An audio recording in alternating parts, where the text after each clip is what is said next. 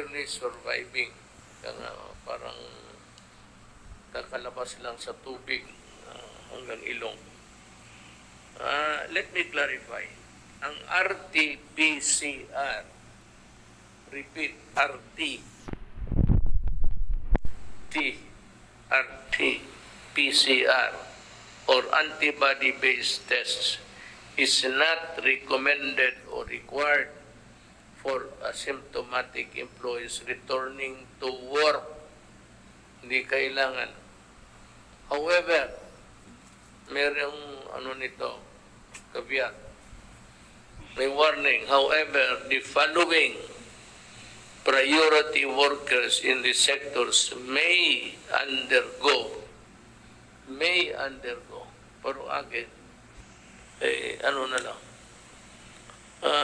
ang hospital pati sa tourism sectors. Isa yan. Manufacturing companies and public service providers in economic zones located within special conserved areas and those of highest COVID-19 cases. Dalawa ito, hindi lahin natin.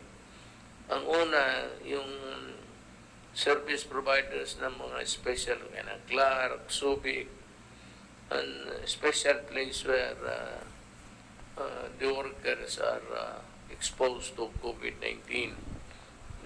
They are required because also of the product, the integrity of the product is assured that it is COVID-free or at least sanitized, nalinis, nahugasan. Pangatlo is the frontline and economic priority workers in high priority sectors in public and private. Hindi ko maintindihan itong high priority kung sino tayo. Unahin muna natin yung tao. Mawala tayo, nandiyan pa ang Pilipinas. Pero mawala ang tao, wala na ang Pilipinas. So, unahin natin yung tao. Have high interaction with exposure in public. Ito yung those who live or work in special concern areas. It could be a private or public establishment or area. But the employers, yung mga amo, are highly encouraged to send their employees for testing at no cost to the employees.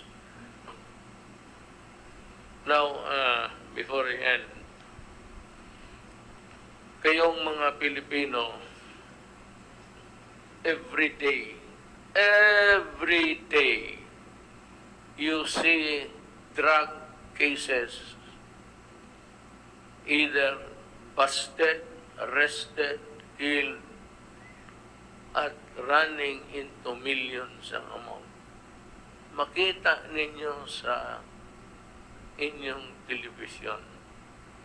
Napakatorpe naman itong human rights pag hindi kayo ninyo? Magbilan lang ng patay?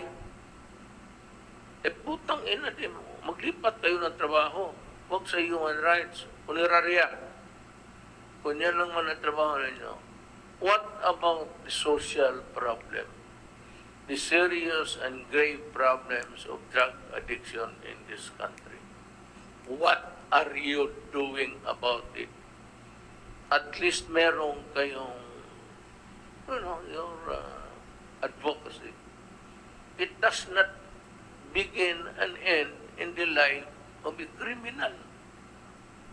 Naloko ba kayo? It should be something like you would also do a campaign all around the Philippines warning the citizens about being killed, about being slaughtered if they do drugs. Yan ang tama magawa ninyo. Then if they are killed despite or in spite of your educating them, then you can always investigate and file cases. Pero itong mga durugista, and most of them are really not from the Philippines, I cannot say, hindi ko ma-pinpoint. Sometimes it comes from China, Malaysia, sometimes dito ginawa, minsan, basta ang akin, isyabu, is isyabu, is isyabu. I do not, hindi ako nag-ano kung saan galing. It's a crime in Malaysia, lalo na sa China, it's a death penalty. Malaysia is a death penalty. Indonesia meets out a death penalty. Tayo lang ang Pilipinas maarte. Kung ano lang talaga, come to think of it, if it's really effective, if prayers do, if the shouting inside the church, the pulpit, kung nakakatulong, bakit po hanggang ngayon nagpapaha na droga? At ano ang gawain natin doon sa namatay? Yung mga bata na tinusok ng kahoy galing puwit hanggang bunganga. Yan ang mas gusto ninyo yan kaysa itong mga animal na to.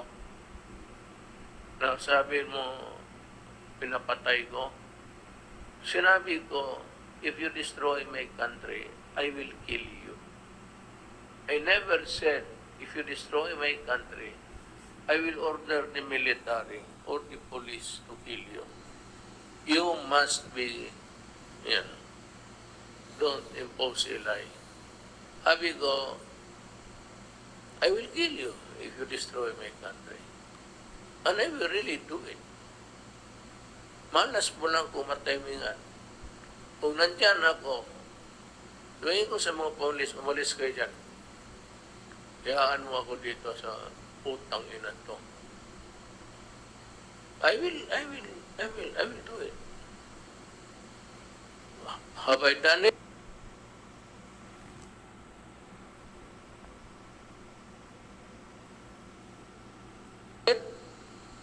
How many times? Secret. Bakit ko sabihin sa inyo yan? So I'm just warning that drug really destroys the spirit of a nation. Kasi ang biktima ninyo gunggong na eh.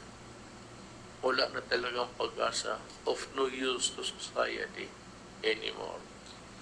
And you destroy the dreams of parents na makita nila anak nila nakatapos at someday mag-asawa, mag-anak, that they can say their grandchildren.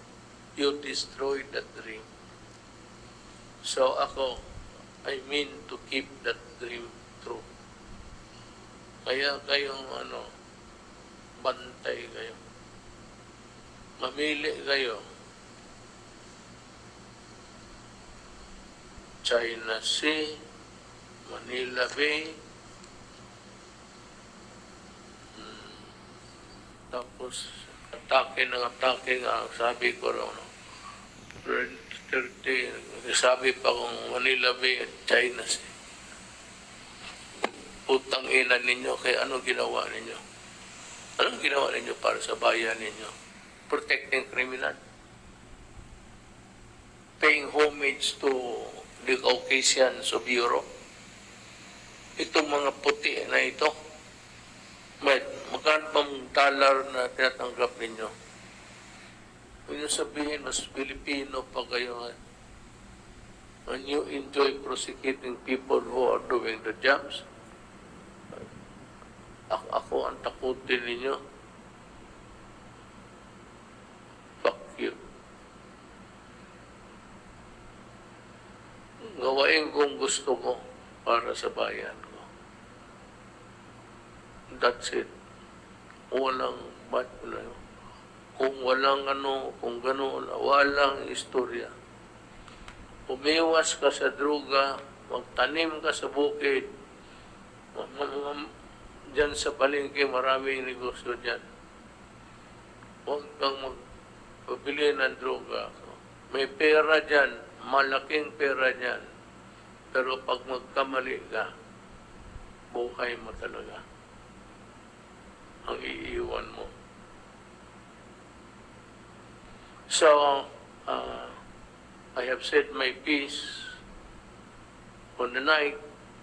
I am thanking all our guests, Secretary Lorenzana Galvez, Secretary Duque, Secretary Roque, Secretary Wendell, Senator Bong. Ito yung naghihintay ng issue, and he will be the one to do the alam niya, may trabaho siya sa Senate. He can always use the forum sa Senate to expose wrongdoings and expose criminality. Maraming salamat po.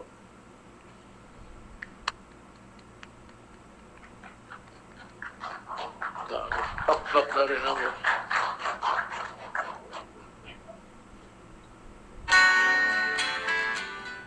Let me just give you an overview of